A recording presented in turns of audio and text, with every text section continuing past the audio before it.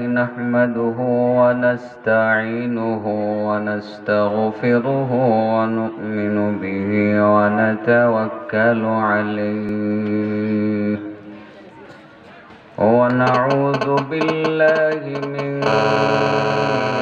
شرور أنفسنا ومن سيئات أعمالنا من يهده الله فلا مضل له ومن يضلله فلا هادي له ونشهد أن لا إله إلا الله وحده لا شريك له ونشهد أن سيدنا ومولانا محمدا عبده ورسوله أما بعد فأعوذ بالله من الشيطان الرجيم بسم الله الرحمن الرحيم يا أيها الذين آمنوا اتقوا الله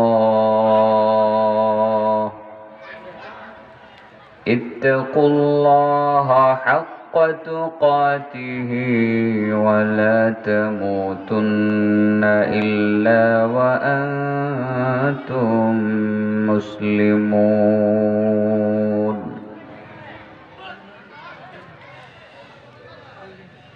وقال الله تبارك وتعالى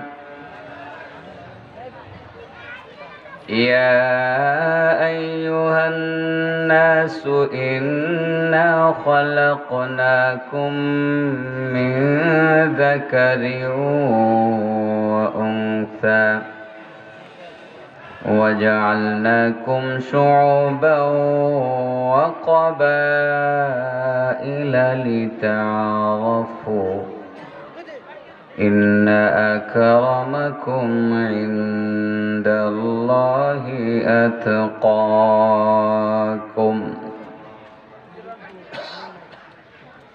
وعن معاذ بن جبل رضي الله تعالى عنه أنه قال أوصاني رسول الله صلى الله عليه وسلم ب10 كلمات قال لا تشرك بالله شيئا وإن قتلت أو حرقت ولا تعقن والديك وإن أمراك أن تخرج من أهلك ومالك ولا تتركن صلاة مكتوبة متعمدا فإن من ترك صلاة مكتوبة فقد برئت منه ذمة الله ولا تشربن خمرا فإنه رأس كل فاحشة وإياك والمعصية فإن بالمعصية حل سخط الله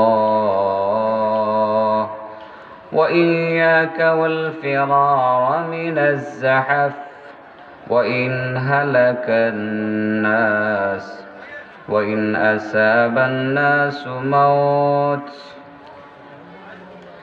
إلى آخر الحديث.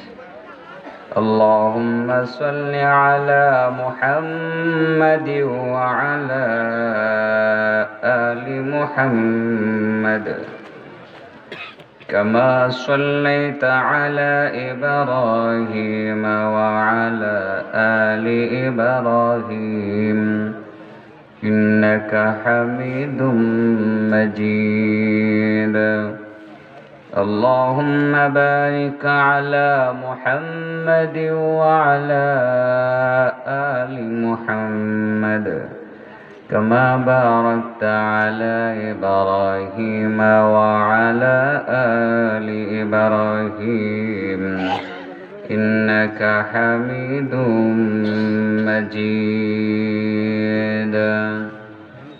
যে আজকের সাবজেক্টের নাম জান্নাতে যাওয়ার সহজ পথ। কিভাবে আমরা জান্নাতে যাব এই বিষয়টা আমরা সহজ পথটা আমরা জেনে নিব। নবীর একজন সাহাবী, তার নাম ছিল মুআয ইবনে জাবাল। নাম কি ছিল?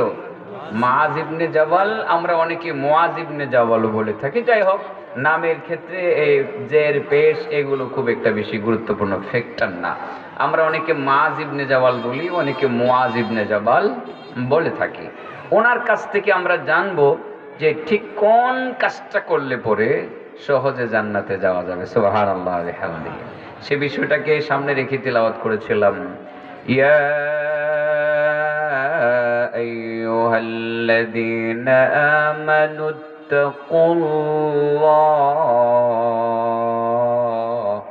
ইত্তাকুল্লাহা হাক্কা তুকাতিহি ওয়া লা তামুতুন্না ইল্লা ওয়া আনতুম মুসলিমুন।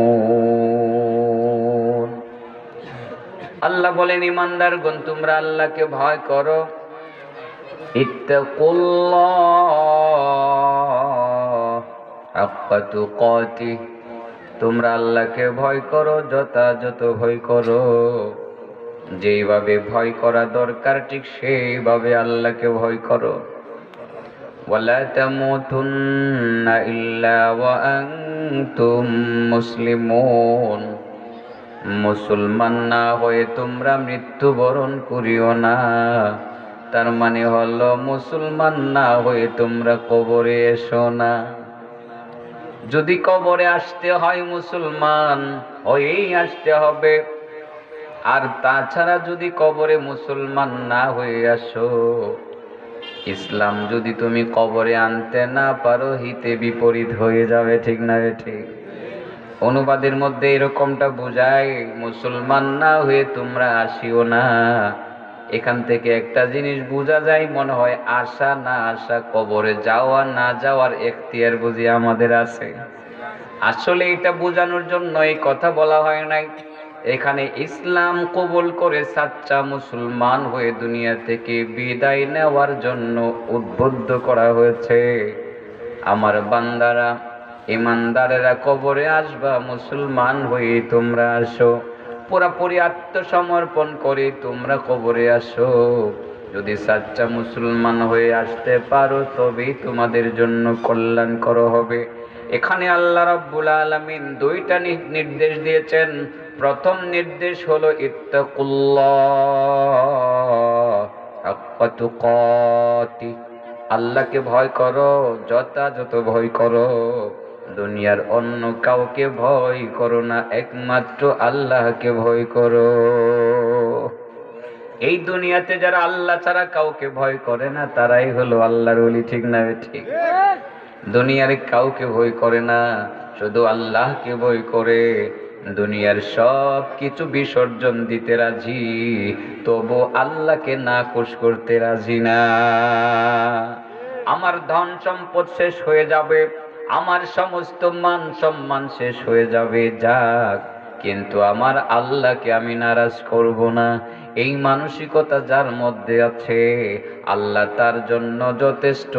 এই দুনিয়াতেও তার জন্য যথেষ্ট, আল্লাহ পরকালেও তার জন্য যথেষ্ট। আর সেই লোকটাই হলো আল্লাহর প্রিয় বান্দা। আর আল্লাহ নিজেই বলেন, আমার বান্দা যেই ব্যক্তি হইতে পারলো আমি তার জন্য যথেষ্ট দুনিয়াতেও আখিরাতেও। আলাইসাল্লাহু বিকাফিন আবদা, আল্লাহ তার বান্দার জন্য যথেষ্ট নয় কি? নিশ্চয়ই আল্লাহ তার বান্দার জন্য যথেষ্ট। আল্লাহ রাব্বুল আলামিন এখানে প্রশ্ন করে এই কথাই বুঝাইতে চাইতেছেন, আমার বান্দার জন্য আমি যথেষ্ট। আমার বান্দাকে অন্য কেউ কোনো হেল্প করতে হবে না। যদি করতে হয় আমি আল্লাহ আমার কোনো বান্দা দ্বারা আমি সহযোগিতা করাইব, এই কাজটা আমি করব। আমার বান্দার দায়িত্ব আমি নিয়ে যাব। আমার বান্দা ইহকালেও তার কোনো টেনশন করতে হবে না, পরকালেও তার কোনো টেনশন করতে হবে না। তার মানে হলো আল্লাহর প্রকৃত বান্দা আমাদের হওয়া লাগবে, ঠিক না বেঠিক? একমাত্র আল্লাহকে ভয় করা লাগবে, দুনিয়ার অন্য কাউকে ভয় করা যাবে না। এটা ইমানের কথা, কিন্তু এটার উপরে আমরা অটল থাকতে পারি না। এটা মুআয ইবনে জাবালের কাছ থেকে জানবো। কার কাছ থেকে? মুআয ইবনে জাবালের কাছ থেকে জানবো। মুআয ইবনে জাবাল উনি যে কেমন সাহাবী ছিলেন, আল্লাহর নবী বলছিলেন একদিন তাকে, মুআয আই লাভ ইউ, আমি তোমারে ভালোবাসি। সুবহানাল্লাহ। কেমন সাহাবী, কেমন কপালওয়ালা সাহাবী। বলছিলেন, মুআয তুমি আমারে ভালোবাসো কিনা এটা আমি জানি না, you know I love you, ইন্নী উহিব্বুকা ইয়া মুআয। ও মুআয, আমি নিশ্চয়ই তোমাকে ভালোবাসি। সুবহানাল্লাহ। শুধু এতটুকুই করেন নাই, কাছে নিয়ে বললেন, মুআয আমার কাছে আসো, তোমার কপালে একটা চুমু খাই। সুবহানাল্লাহ ওয়া বিহামদিহি। হযরত মুআযকে আল্লাহর নবী এত ভালোবাসতেন কেন? কারণটা কি একটু কইলে তাম? হ্যাঁ, আরে তো আজলাম বই বই হেজে দুই আঙ্গুল দেখাইছে, এটার কাছাকাছি যাইব, অর্থাৎ 1 ঘন্টা 2 মিনিটই যাইব। দুই আঙ্গুল দিয়ে দেখাইছে। এটা অনেক সময় আমরা হাদিস পড়ি, নবীজি হাদিসের মধ্যে বলছেন 40 বলছেন বা 50 বলছেন, তো সাহাবারা অনেক সময় মুহাদ্দিসরা ব্যাখ্যা করে 40 দিয়ে 40 দিন বুঝাইছে, না 40 বছর বুঝাইছে, নাকি 40 হুব্বা বুঝাইছে, নাকি 40 মিনিট বুঝাইছে, নাকি 40 সেকেন্ড বুঝাইছে, এগুলো শিওর না। তো এই যে আঙ্গুল দেখাইছে, এটা দেখে 2 ঘন্টা না 3 ঘন্টা, 2 ঘন্টা নাকি 200 ঘন্টা, নাকি 2 মিনিট না 2 সেকেন্ড, এটা তো আমি পুরোপুরি বুঝি না। লাস্টে আমি ধরে নিছি যে হ্যাঁ 1 ঘন্টা 2 মিনিট ওয়াজ করা লাগবে আর কি। এটাই ঠিক আছে, এটাই ঠিক। আল্লাহু আকবার। যাই হোক, আমরা সেদিকে আর সময় নষ্ট করছি না। আমি কাঙ্ক্ষিত পরিমাণ মানুষ পেয়ে গেছি, অথবা আমার সাবজেক্টের উপর কথা বলবো। লম্বা কথা, অনেক লম্বা একটা হাদিস। আজকে আমরা জান্নাতে যাওয়ার সহজ পথটা বলে দেব ইনশাআল্লাহ। মাত্র একটি গুণ যদি ভালোভাবে আপনি ধরতে পারেন মুআয ইবনে জাবালের কাছ থেকে জেনে, তাহলে ইনশাআল্লাহ আপনি সহজে, অতি সহজে জান্নাতে চলে যাবেন। সুবহানাল্লাহ। সেই মুআয ইবনে জাবাল তিনি কে ছিলেন? তিনি একদিন বলেন, আউসানি রাসূলুল্লাহ বিআশারি কালিমাত, আমার নবী আমাকে 10টা উপদেশ দিয়েছেন। মুআয ইবনে জাবালকে নবী খুব ভালোবাসতেন, তার মাথার মধ্যে চুমাও খাইছিলেন। আল্লাহর নবী কেন তার মাথার মধ্যে চুমা খাইছিলেন সেটা আমি বলবো, লাস্টের দিকে বলবো। আল্লাহর নবী কেন বলছিলেন তোমারে আমি ভালোবাসি? আল্লাহর নবী এত গুরুত্ব দিয়ে তাকে বলেছেন তোমাকে ভালোবাসি। এই কথাটা অন্য কোন সাহাবীর ক্ষেত্রে এইভাবে বলেন নাই, শুধু মুআয ইবনে জাবালের ক্ষেত্রে তিনি বলেছেন, মুআয তুমি জেনে রাখবা আমি নবী নিজে তোমাকে ভালোবাসি। এই কথা বলে তাকে কাছে টেনে নিলেন, কাছে টেনে তার কপালের মধ্যে একটা চুমা খাইলেন। ও বাবা, এমন একটা চুমা যদি নবীর চুমা কপালে খাইতে পারতাম, পুরাটা জীবনকে ধন্য মনে করতে পারতাম। যদিও সেই কপালের চুমা খাইতে পারবো না, আল্লাহর নবীর চুমা আমরা পাবো না, কিন্তু মুআয ইবনে জাবালের কাজগুলো যদি আমরা ফলো করি, হয়তোবা হাসরের ময়দানে নবী আমাদের কপালে চুমু খাইতেও পারেন। ঠিক না ঠিক?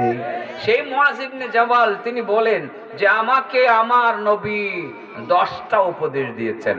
মুআয ইবনে জাবালকে নবী কয়টা উপদেশ দিয়েছিলেন?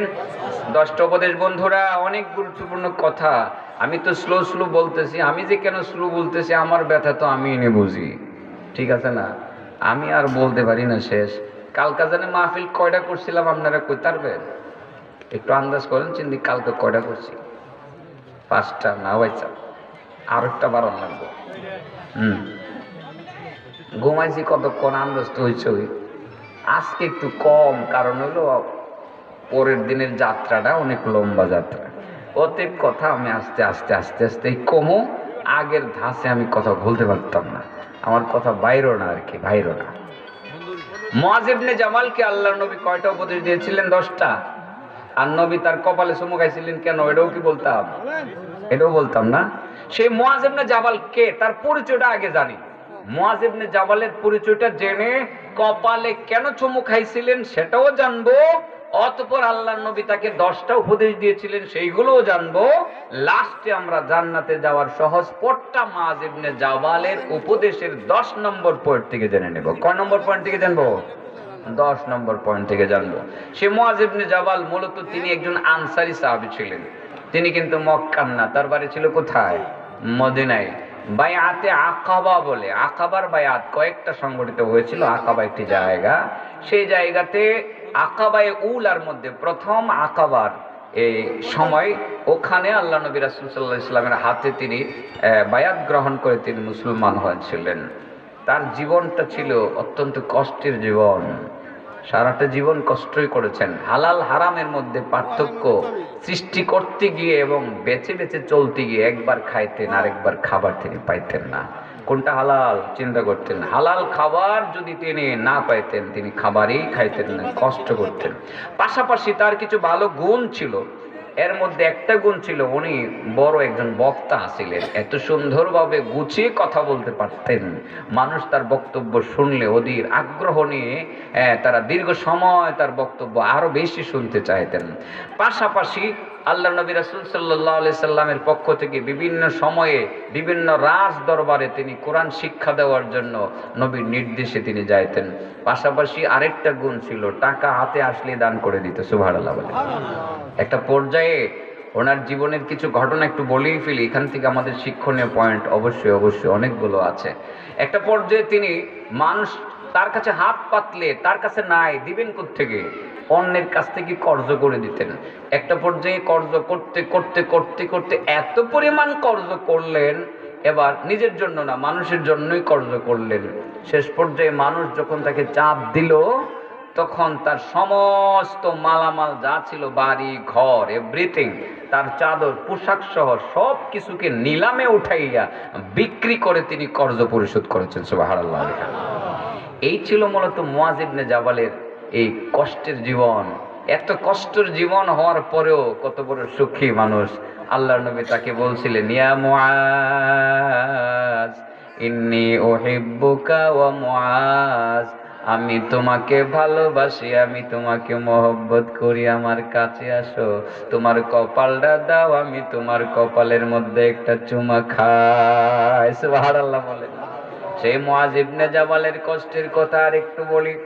হযরত ওমর ফারুকের জামানায় মূলত মুআয ইবনে জাবালের মৃত্যু হয়েছিল, ওই সময় তিনি বেঁচে ছিলেন। হযরত ওমর ফারুক রাদিয়াল্লাহু তাআলা আনহুর সময়ে তিনি একটা মহামারীতে আক্রান্ত হয়ে মৃত্যুবরণ করেছিলেন। সেটাও আল্লাহর নবীর হুকুম বাস্তবায়ন করতে গিয়া সেই মহামারী অঞ্চলের মধ্যে অবস্থান করে তিনি মৃত্যুবরণ করেছিলেন। হযরত ওমরের সময় তিনি যখন ভালো ছিলেন, সুস্থ ছিলেন, ওমর তার একজন দাসীকে বললেন, দাসী, একটা পেয়ালা তোমারে দিলাম, এই পেয়ালাটা নিয়ে তুমি হযরতে মুআয ইবনে জাবালের কাছে যাইবা। এই পেয়ালার মধ্যে 400 স্বর্ণ মুদ্রা দিয়ে দিলাম, 400 স্বর্ণ মুদ্রা। এই পেয়ালাটা মুআয ইবনে জাবালের হাতের মধ্যে দিয়া তুমি সেখান থেকে আসবা না, দেখবা মুআয ইবনে জাবাল এই স্বর্ণ মুদ্রাগুলো পাইয়া কি করে। আমরা যদি পাইতাম সাথে সাথে বিক্রি করে টাকাগুলো ব্যাংকে জমা করে দিতাম, ঠিক না বেঠিক? হযরত ওমরের দাসী 400 স্বর্ণ মুদ্রা নিয়ে মুআয ইবনে জাবালের কাছে যখন হাজির করলেন, স্বর্ণ মুদ্রাগুলো পাইয়া হাতের মধ্যে কাগজ নিলেন, কলম নিলেন, কারণ তিনি লেখাপড়া জানতেন। আমার নবীর উপরে যে ওহীগুলো নাজিল হইতো, আমার নবীর ওহী লেখার জন্য কয়েকজন সাহাবী ছিলেন, এর মধ্যে হযরতে মুআয ইবনে জাবাল তিনি অন্যতম ছিলেন। সেই মুআয ইবনে জাবাল এই স্বর্ণ মুদ্রাগুলো পাইয়া কলম নিলেন, কাগজ নিলেন, তালিকা করতে শুরু করলেন, কাকে কয়টা দিবেন, কোন মানুষটাকে কত দিনার দিবেন, কাকে কাকে দিবেন, সব কিছু বন্টন করে ফেললেন। মাত্র 3টা দিনার বাকি আছে, 497টা দিনার দেওয়ার তিনি লিস্টই করে ফেললেন। 3টা দিনার বাকি আছে, এটাও নিজের জন্য রাখেন নাই। হযরত ওমর যেই দাসীকে দিয়ে পাঠাইলেন, ওই দাসী তাকাইয়া দেখলেন মুয়াজ ইবনে জাবাল মুহূর্তের মধ্যে 397টা দিনার তিনি বন্টন করার প্রস্তুতি নিয়ে নিলেন। মাত্র 3 দিনার বাকি। এই দাসী তাকাইয়া অনেকটা সময় পার করে বলে উঠলেন, মুয়াজ ইবনে জাবাল, আপনি দেখতেছি স্বর্ণ মুদ্রাগুলো সব কিছু বিলীন করে দিবেন, আপনি দান করে দিবেন। দান তো করতে আছেন, আমি তো দাসী, আমিও তো গরিব মানুষ, আমার জন্য কিছু রাখছেন কিনা? মুয়াজ ইবনে জাবাল বলেন, আর একটু আগে বললে তো তোমার জন্য বেশি রাখা যাইতো, আমার কাছে বাকি মাত্র আর 3টা দিনার আছে, তুমি নিয়ে যাও। সুবহানাল্লাহ। এই ছিল মূলত সাহাবীদের জীবনী। টাকা পয়সা পাইছেন কথা সত্য, কিন্তু আটকে রাখেন নাই, সাথে সাথে এগুলো বিলীন করে দিয়েছেন। আপনারা প্রশ্ন করতে পারেন, হুজুর এত ওয়াজ করেন, এত টাকা পান, টাকাগুলো ব্যাংকে রাখেন কিনা? রাখলে কোন ব্যাংকে রাখেন আপনার অ্যাকাউন্টটা চেক করে দেখতে হবে। আপনারা আমাদেরকেও প্রশ্ন করতে পারেন, এই ক্ষেত্রে অনেকেই হয়তো বা সঠিক উত্তরটা দিতে পারবো না। মুখে বড় বড় কথা বলি, ওয়াজ করি আল্লাহর সন্তুষ্টির লক্ষ্যে, টাকা পয়সা কামাই করি আল্লাহর সন্তুষ্টির লক্ষ্যে, কিন্তু মাহফিল থেকে 2টা টাকা কম দিলে চেহারাটা অন্ধকার হয়ে যায়। ঠিক না বেটি? ও বাবা, এটার নাম হইল ঈমান, এটার নাম হইল মূলত ইখলাস। সাহাবায়ে কেরাম যে ইখলাস দেখাইয়া গেছেন, নিজের জমা টাকা দান করে দিছেন, হাদিয়া পাওয়ার পরে সেগুলো লিস্ট করে করে বন্টন করে দিছেন, আর যিনি নিয়ে আসছেন তার হাতেও 3টা দিনার উঠাইয়ে দিলেন। এর নাম ছিল মূলত মুয়াজ ইবনে জাবাল। যেই মুয়াজ ইবনে জাবালকে আল্লাহর নবী রাসূল করিম সাল্লাল্লাহু আলাইহি ওয়াসাল্লাম প্রচন্ড রকম ভালোবাসতেন। আল্লাহর নবী ঘোষণা দিয়েছিলেন, মুয়াজ তুমি আমাকে কতটুকু ভালোবাসো তুমি জানো, আমি জানি না, তবে আমি এতটুকু জানি, ইন্নী উহিব্বুকা, আই লাভ ইউ, আমি তোমারে প্রচন্ড রকম ভালোবাসি। ও মুয়াজ তুমি আমার কাছে আসো, তোমার কপালটা আমার মুখ বরাবর দাও, আমি তোমার কপালের মধ্যে মহব্বত করে একটা চুমু লাগাইয়া দিমু। আল্লাহর নবীর কপালে, আল্লাহর নবীর দেওয়া কপালে চুমু, এটা যে কত শান্তিদায়ক, এটা যে কত আরামদায়ক, হয়তো বা সেটা মুয়াজ ইবনে জাবাল তিনি বুঝতে পেরেছিলেন, আমরা বুঝতেছি না। ঠিক না ঠিক? সেই মুয়াজকে নবী এত ভালোবাসতেন কেন, এই কারণ জানার দরকার আছে তো নাকি? জান্নাতে যাওয়ার সহজ পথ ভুলে গেছেন? কার কাছ থেকে জানবো? মুয়াজের কাছ থেকে জানবো। আর মুয়াজকে আল্লাহর নবী উপদেশ দিয়েছিলেন কয়টা? 10টা। জান্নাতে যাওয়ার সহজ পথটা আছে কয় নম্বরে? 10 নম্বরে। মাশাআল্লাহ, আমার শ্রোতাগুলো মজবুত, মাশাআল্লাহ, আমি খুশি, আমার কাছে এগুলো ভালো লাগে উত্তর দিতে বললে। এই বেটা 3টা প্রশ্ন কিন্তু করবো, 3টারে জিগাম। মুয়াজ ইবনে জামালকে আল্লাহর নবী ভালোবেসে চুমা খাইছিলেন হাতে না কপালে? মাশাআল্লাহ, ভারে দি।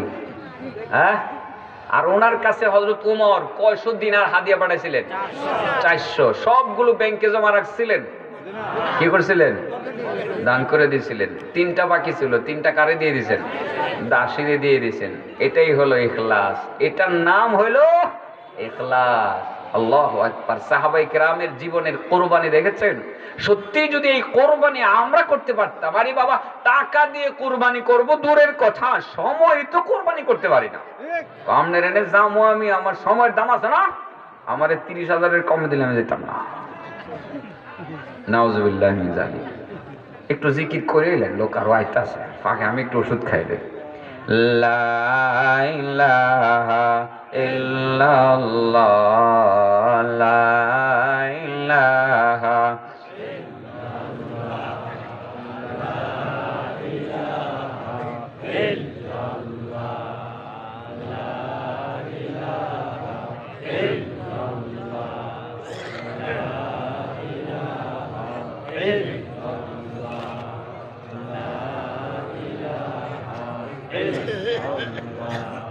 লা ইলাহা ইল্লাল্লাহ লা ইলাহা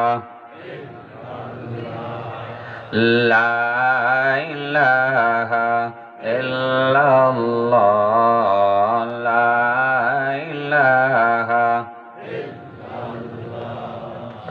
লা ইলাহা ইল্লাল্লাহ লা ইলাহা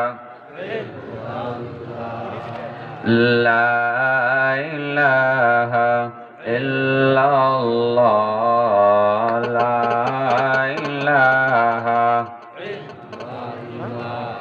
লা ইলাহা ইল্লাল্লাহ মুহাম্মাদুর রাসূলুল্লাহ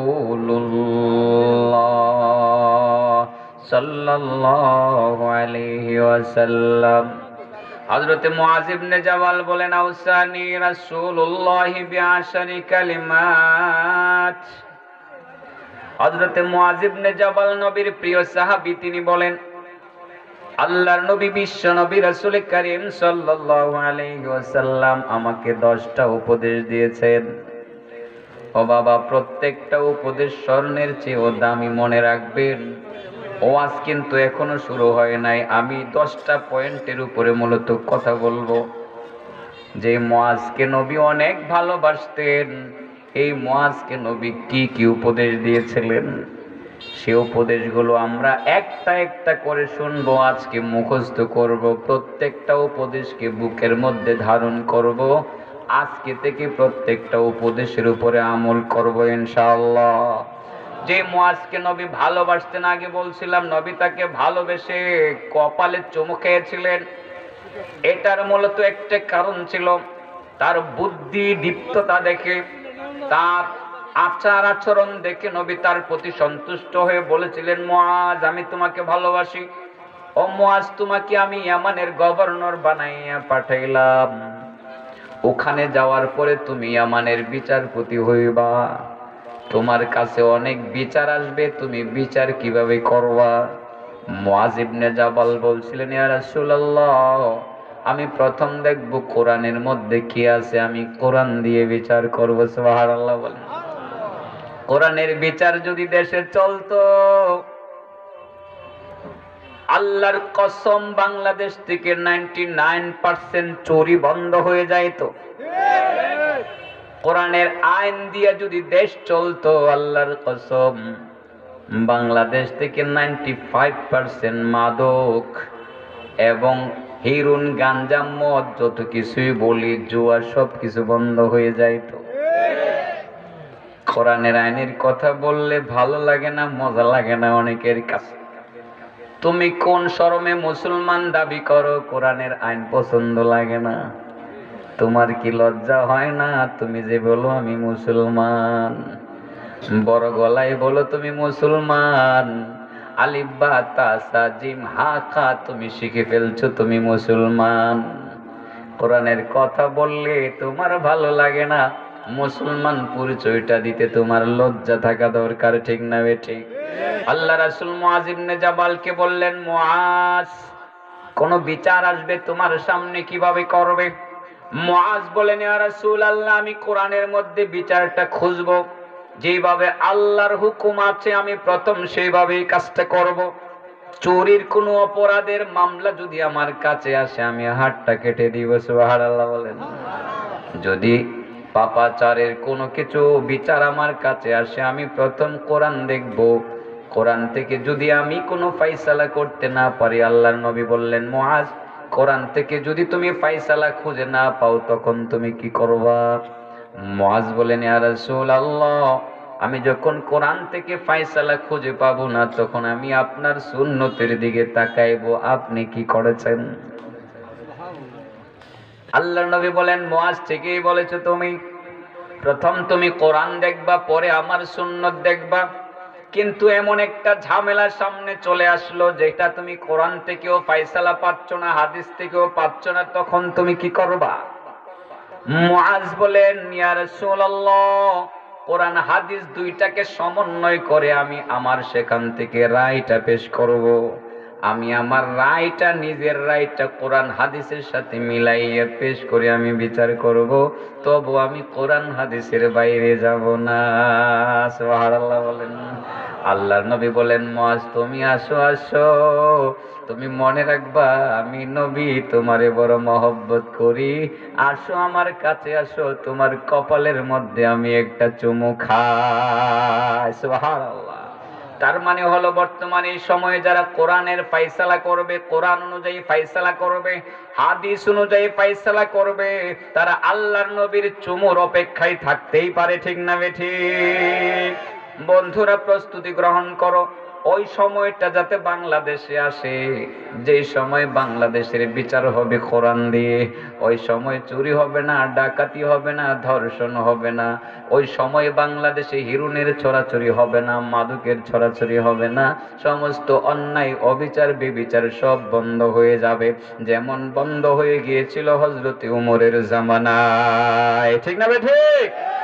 হযরত মুআজ এত সুন্দর উত্তর দিলেন, ইয়া রাসূলুল্লাহ, প্রথম আমি কোরআন দেখব, যদি সমাধান না পাই হাদিস দেখব, এরপরও যদি না পাই কোরআন হাদিসের সমন্বয় করে আমি আমার একটা রায় পেশ করে আমি বিচার কার্য করব। সুবহানাল্লাহ বিহামদিহি। নবী এটা শুনেই তার কপালের মধ্যে চুমু খাইছিলেন। চুমু খাইয়া মুআজ ইবনে জাওয়ালকে বলছিলেন, মুআজ তোমাকে আমি 10টি উপদেশ দিতে চাই। কয়টি? 10 নম্বরে আছে জান্নাতে যাওয়ার সহজ পথ। বাবা ভুলে গেছেন না তো? জান্নাতে যাওয়ার সহজ পথটা কয় নম্বরে আছে? আন মুআজ ইবনে জাবাল রাদিয়াল্লাহু তাআলা আনহু আন্নাহু ক্বাল, মুআজ ইবনে জাবাল থেকে বর্ণিত, তিনি বলেন, আওসানি রাসূলুল্লাহি বিআশরি কালিমাত, আল্লাহর নবী আমাকে 10টা উপদেশ দিয়েছেন। 10টা উপদেশ একটা একটা করে রেকর্ড করে ফেলতে হবে। যারা মোবাইলে রেকর্ড করতেছেন করেন, আর যাদের মোবাইল নাই দিলের ভিতরে রেকর্ড করে ফেলেন। প্রত্যেকটা কথা অনেক দামি। 1 নম্বরে নবী আমাকে বললেন, মুআজ লা তুশরিক বিল্লাহ ওয়া ইন কুতিলতা আও হুররিকতা, তোমাকে যদি কেউ মেরেও ফেলে, তোমাকে যদি কেউ আগুন দিয়ে জ্বালিয়েও ফেলে, তবু তুমি কিছুতেই আল্লাহর সাথে কাউকে শরীক করবা না। এটা হলো প্রথম উপদেশ। তোমাকে মেরেও ফেলতে পারে কেউ, তোমাকে আগুন দিয়ে জ্বালিয়েও ফেলতে পারে, কিন্তু তুমি কোনোদিন আল্লাহর সাথে কাউকে শরীক করবা না। এই শিরিকটা হলো আকবারুল কাবায়ের। পৃথিবীতে যত কবিরা গুনাহ আছে, সমস্ত কবিরা গুনার সবচেয়ে বড় কবিরা গুনাহটা হইল শিরিক। ঠিক না ঠিক? আল্লাহ সব মাফ করবেন, কিন্তু শিরিক মাফ করবেন না। আল্লাহর সেটা সহ্য হয় না, আল্লাহর সহ্য হবে না। তাহলে 1 নাম্বার কথা বলছি, মুআজ কোনোদিন আল্লাহর সাথে শরিক করবে না। এই শিরিক থেকে নিজেদেরকে রক্ষা করতে হবে, কি হবে না? বাবা মাহফিলে আসেন, কি সুন্দর ওয়াজ বক্তা সাহেব করতেছে, আপনি শুনলেন, মুখস্থ করলেন, আর মাঝে মধ্যে ল্যাংটা বাবার দরবারে গিয়া চিন্তা করলেন, জঙ্গলও খালি না, ল্যাংটাও খালি না, একটু বাবার দরবারে যাই, বাবারে একটা তাজিমি সেজদা করি। না না না, জীবনের সমস্ত অর্জন আপনি ওখানেই ধ্বংস করে দিয়ে আসলেন। এখানেই শিরিকটা হয়ে গেল। মুআজ ইবনে জাবালকে নবী বললেন, মুআজ, তোমাকে কেউ হত্যাও যদি করে ফেলে, আগুন দিয়ে যদি কেউ তোমাকে জ্বালিয়েও ফেলে, সাবধান সাবধান, কোনদিন আল্লাহর সাথে কাউকে শরীক করবা না, দুনিয়ার কাউকে সিজদা করবা না, দুনিয়ার কাউকে সিজদা করা বৈধ না। সিজদা একমাত্র মহান আল্লাহ রাব্বুল আলামিনের জন্য। ঠিক না ঠিক? দুনিয়াতে যদি কাউকে সিজদা করা বৈধ হয়তো, তাহলে আল্লাহ রাব্বুল আলামিন নারীদেরকে বলতেন স্বামীর পায়ে সিজদা করার জন্য। এমন একটা হাদিস আছে, আপনাদেরকে বলি, একজন অমুসলিম, কোন রিওয়ায়াতে আছে কাফের মুশরিক, কোন রিওয়ায়াতে আছে ইহুদি, আল্লাহর নবীর দরবারে এসে বলল, মুহাম্মদ, ও মুহাম্মদ, ওই যে গাছটা আছে ওখানে, ওই গাছটাকে যদি তুমি ডেকে তোমার কাছে আনতে পারো, আমি মুসলমান হয়ে যাব। আল্লাহর নবী বলেন, ঠিক আছে নি, ঠিক আছে নি, কথা ঠিক থাকবে কিনা? কহা ঠিক থাকবে, মানে 100 ঠিক থাকবে। আল্লাহর নবী গাছের দিকে ইশারা করে বললেন, গাছ, তুমি আল্লাহর হুকুমে আমার কাছে চলে আসো। আছো। এই কথা বলতে দেরি, গাছ তার জটটা উপরে ফেলে আমার নবীর কাছে আসতে দেরি করলো না। সুবহানাল্লাহ বলেন।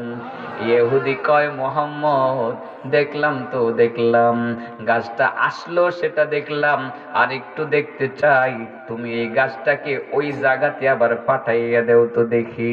আল্লাহ নবী বলেন, পাঠাইলে কি হবে? পাঠাইলে মুসলমান হয়ে যাব, আমার কোনো আর প্রশ্ন থাকবে না।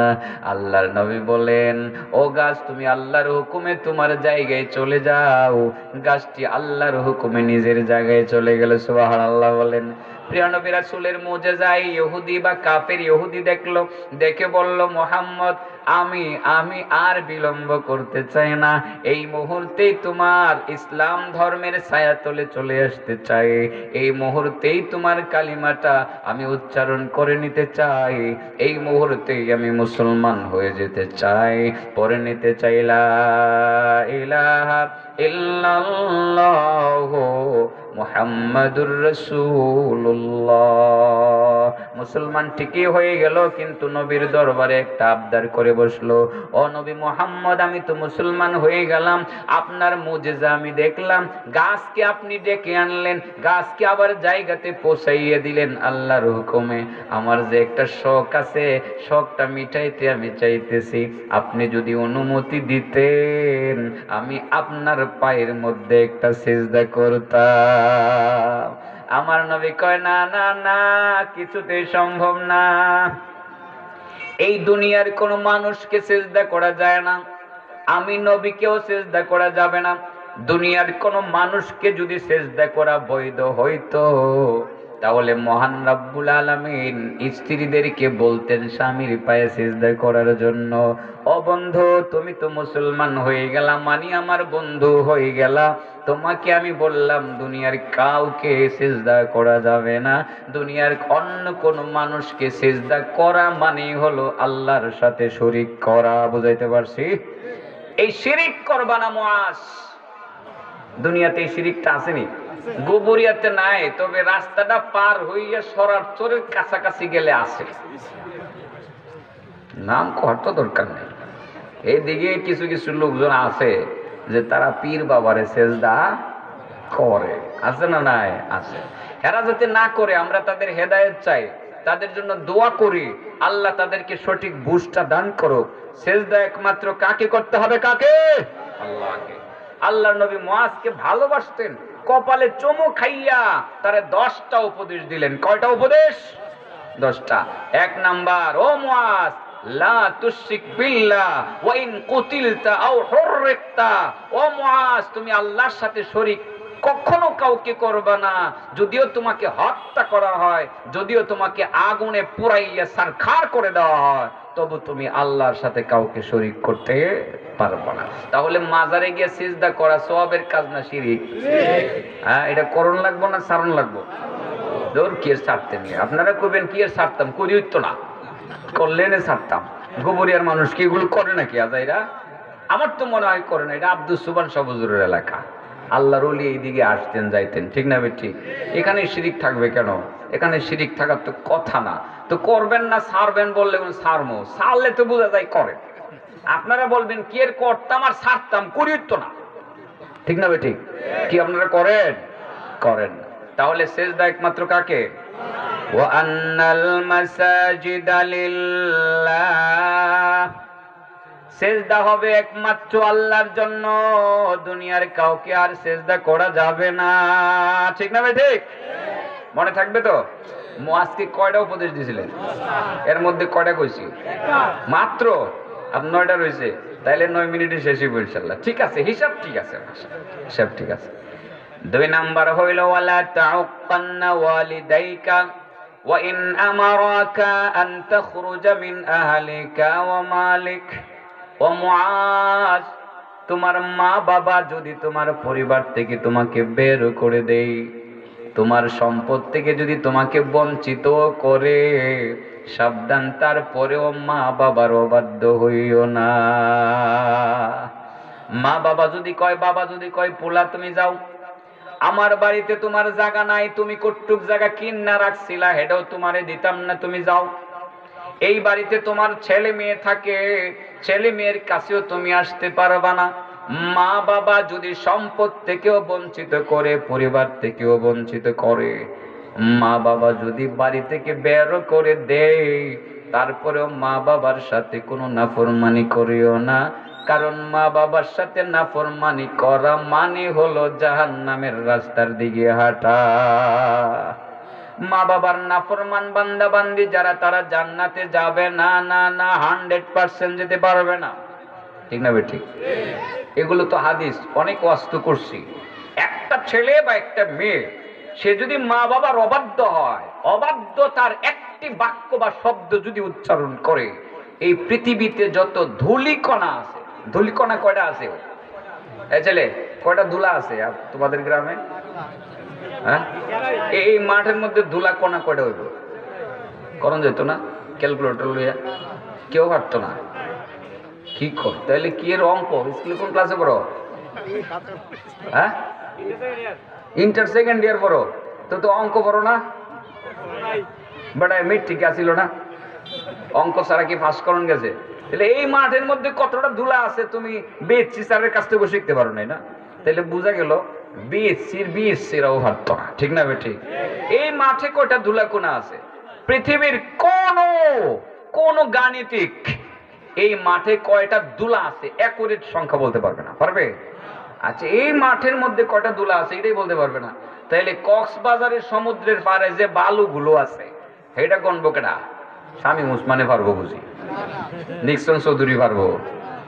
বাংলাদেশ সরকার যদি যেভাবে আদমশুমারি করে, বাংলাদেশ সরকার যদি টানা 500 বছর বালু শুমারি করে, বালু শুমারি যদি টানা 500 বছর করে বাংলাদেশ সরকার, কক্সবাজারের সমুদ্র সৈকতে কয়টা বালু আছে সঠিক সংখ্যা বলতে পারবে না। ঠিক না বেঠিক?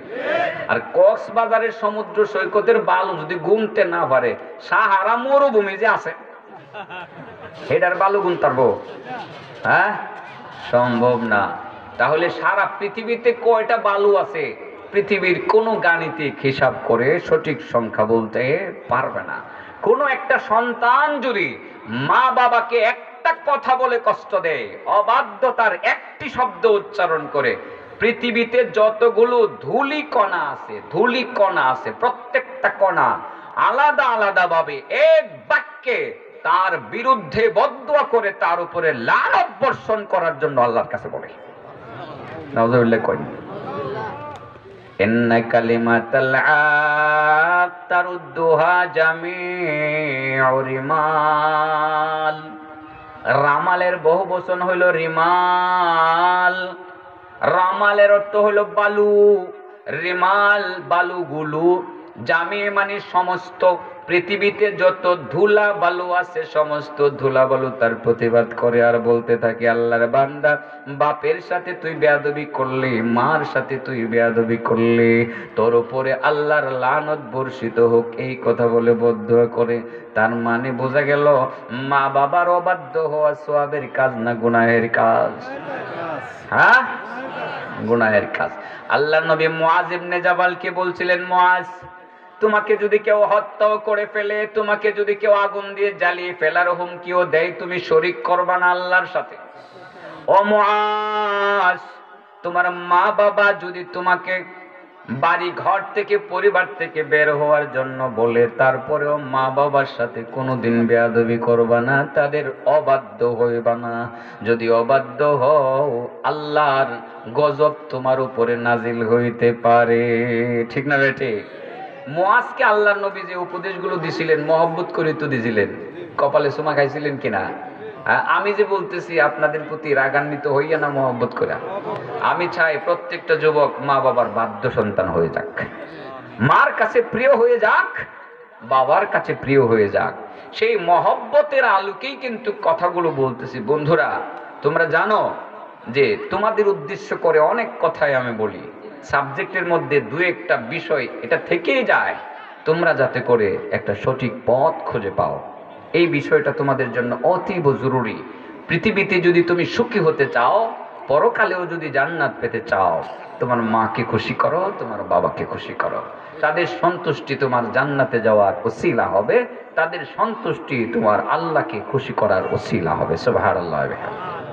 আল্লাহ বললেন ওয়াকাদা রাব্বুকা আল্লা তা'বুদু ইল্লা ইয়াহু ওয়া বিল ওয়ালিদাইনি ইহসানা ইম্মা ইয়াবলুগান্না ইনদাকাল কিবারা আহাদুহুমা আও কিলাহুমা ফালা তাকুল লাহুমা উফফিন ওয়ালা তানহারহুমা وقل لهما قولا كريما واخفض لهما جناح الذل من الرحمة وقل رب ارحمهما كما ربياني صغيرا আল্লাহ বলেন নবী তোমার রব হুকুম করেছেন আল্লাহ তা'বুদু ইল্লা ইয়া, একমাত্র আল্লাহর ইবাদত করতে হবে আর কারো ইবাদত করা যাবে না। ওয়া বিল ওয়ালিদাইনি ইহসানা, এবং মা বাবার সাথে সদ্ব্যবহার করা লাগবে। ইম্মা ইয়াবলুগান্না ইনদাকাল কিবারা আহাদুহুমা, মা বাবার দুইজনের কেউ যদি বার্ধক্যে উপনীত হয়ে যায়, বুড়া হয়ে যায়, এই যে বুড়া হইতেছে আমার বুড়া বাবাজিরা কোণার মধ্যে বসে রয়েছে, এই কোণার মধ্যে বসে রয়েছে, মা বাবার দুইজনের একজন যদি বার্ধক্যে উপনীত হয়ে যায়, আও কিলাহুমা, অথবা দুইজনেই যদি বার্ধক্যে উপনীত হয়ে যায়, ফালা তাকুল লাহুমা উফ, তাদের সেবা করতে গিয়ে উফ শব্দটি পর্যন্ত উচ্চারণ করবা না, বিরক্ত হইবা না, মাকে বুঝতে দিবা না তুমি যে খেদমত করতে করতে বিরক্ত হয়ে গেছো, বাপকে বুঝতে দিবা না তুমি যে খেদমত করতে করতে বিরক্ত হয়ে গেছো। যদি মা বাবা বুঝতে পারে আমার সন্তানটা বিরক্ত হয়ে গেছে, ক্ষুধা থাকলেও খাবার চাইবে না, ঠিক না বেঠিক? কারণ মা বাবা চাই না সন্তান কষ্ট করুক। জীবনে বহুত দেখেছি একটা আপেল ঘরের মধ্যে রেখে দিয়ে আলাদাভাবে দিয়েছি খাওয়ার জন্য, খায় না। সকালবেলা দিয়ে গেলাম, বিকালেও গিয়ে দেখি খায় না। রাতের বেলা ঘরে গেলে আপেলটা তুই খাইলা, এর নাম মা। এই জন্য ইদানিং আমি একটা পলিসি করছি।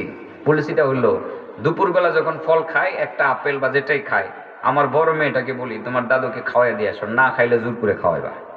আমার বড় মেয়েটা ইদানিং বুঝছে ভালো, দাদু খাও, না খাইলে কিন্তু তোমার কালো দিব, এমন করে। তার মানে এটা মহব্বত করি বলে। আমি শিখিয়ে দিছি যে তোমার দাদুকে এটা খাওয়াই দিয়ে আসবা, যাও তুমি গিয়ে না খাওয়াই আসবা না, কিন্তু তোমার জন্য বাবা রাখছি, তোমার কি লাগবে বাবা সব রাখছি, এটা শিখাই দেওয়াতে এখন মোটামুটি আমার মা একটা কিছু খায়।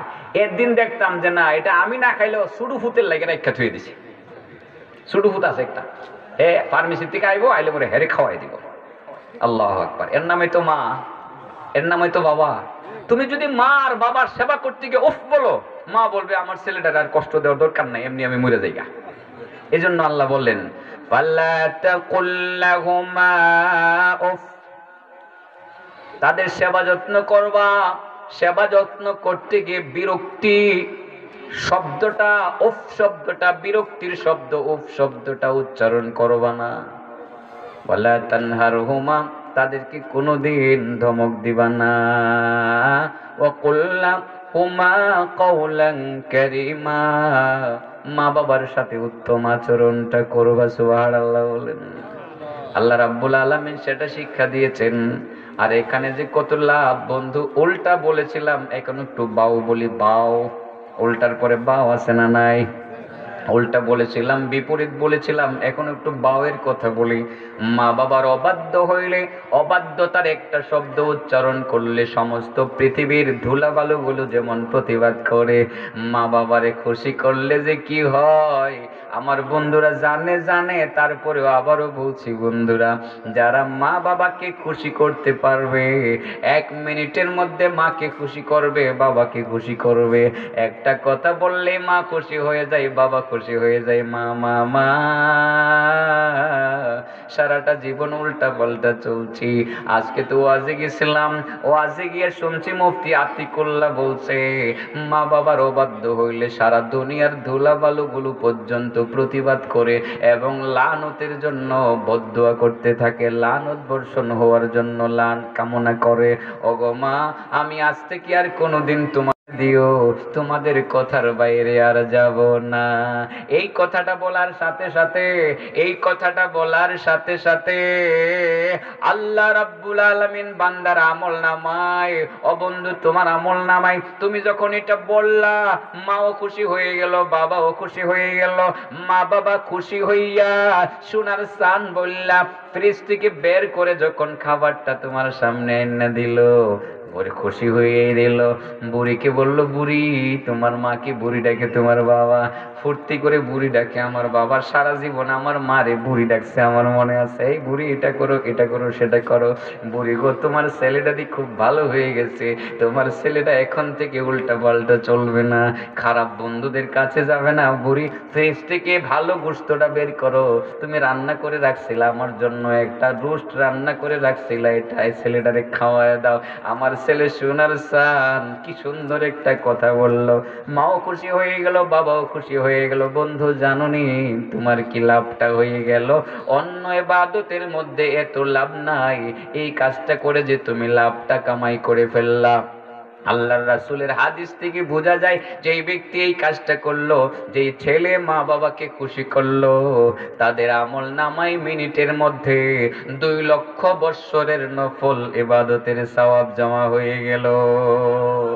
ও বন্ধু, এটা অনেক সহজ, অনেক সহজ। এই জন্য মা বাবার নাফরমান হওয়া যাবে না, মা বাবার বাধ্য সন্তান হওয়া লাগবে। আল্লাহর নবী মুআজ ইবনে জাবালকে বলেছিলেন, মুআজ তোমাকে আমি 10টি উপদেশ দিচ্ছি। প্রথম উপদেশটা হইল লা তুশরিক বিল্লাহি শাইআ। ও মুআজ, তোমাকে যদি ইন কুতিলতা ওয়া ইন কুতিলতা আও হুররিকতা, ও মুআজ যদি তোমাকে কেউ হত্যাও করে ফেলে, তোমাকে যদি কেউ আগুন দিয়ে জ্বালিয়েও ফেলে, সাবধান, আল্লাহর সাথে কাউকে শরীক করব না।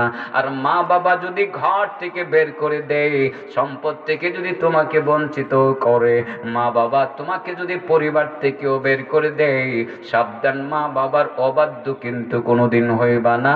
যদি অবাধ্য হও, পৃথিবীর সমস্ত ধুলিবালি তারুদ্দোহা জামিউল মাল, পৃথিবীতে যত ধুলাবালু। সুবহানাল্লাহ। কয়টা গেছে? 2টা গেছে গা। আর কয়টা রয়েছে?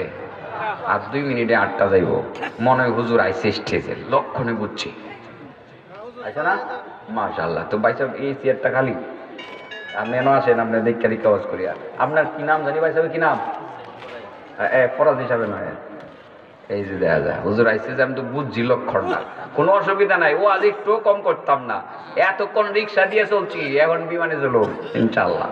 জাগাত যাবো ঠিক আছে, এতক্ষণ রিক্সা দিয়ে চলছি, এখন কি দিয়ে চলবো? ও আজ কিন্তু একটু কম করতাম না ইনশাআল্লাহ। টেনশন করতেছেন যে মনে হয় টাইম বুঝি পুরা করতো না। তুমি যেটা আঙ্গুল দিয়ে দেখাছিলে হিটে হইব ইনশাআল্লাহ, কোনো টেনশন করে না। আচ্ছা, জান্নাতে যাওয়ার কি পথ জানি? সহজ পথ। কয় নম্বরে আছে? কয় নম্বরের আলোচনা চলছে? মাশাআল্লাহ। মুআজ ইবনে জাবালকে নবী ভালোবাসতেন না? হ্যাঁ, কপালে চুমু খাইছিলেন নি? মনে আসেনি? আল্লাহু আকবার। তিনি খুব সৎকা করতে করতে একটা পর্যায়ে ঋণী হয়ে গেছিলেন। পরে ওনার সমস্ত মাল কি হয়েছিল? নিলামে উঠছিল। হযরত উমর কয়শো দিনার পাঠাইছিলেন ওনার কাছে, সবগুলো কি করছিলেন? 3টা বাকি ছিল, এটা কাটি দিছিলেন। দেখছো কারবার, সবদি মুখস্থ। ওয়াজ মুখস্থ করতে আছে, মুখস্থ করবেন, প্রতিটা কথা মুখস্থ করবেন আমলের উদ্দেশ্যে। হ্যাঁ, ছেলেরা আমল করে তো, তা নয় মাহফিলি কেন আসে? এরা তো খেলতে পারতো, ওখানে গিয়ে বুট খাইতে পারতো, এই গানের মজলিসে যাইতে পারতো। কালকে একটা গানের মজলিস দেখছি, দেখে হাসি উঠছে। আপনাদের পুলের ঘাটের আগে আসার পথে দেখি যে বাজনা যে বাজাইতেছে, আর কি যে স্টেজ লাগাইছে, স্টেজ কি সুন্দর স্টেজ, বিরাট স্টেজ, মানুষ 10টা অনেক। পরে কই যে দিন শেষ, দিন শেষ, বেল গেছে গায়েগুলো। আমাদের ছেলেরা আর গানে নাই, আইসা পড়ছে ইসলামের পথে, লক্ষণ বড় ভালো। বিল শেষ, এই গান যারা গাইতো এদের বিল শেষ হয়ে গেছে। এখন নাস্তিক মুরতাদদেরও বিল শেষ হওয়ার পথে। বিল শেষ বুঝেননি?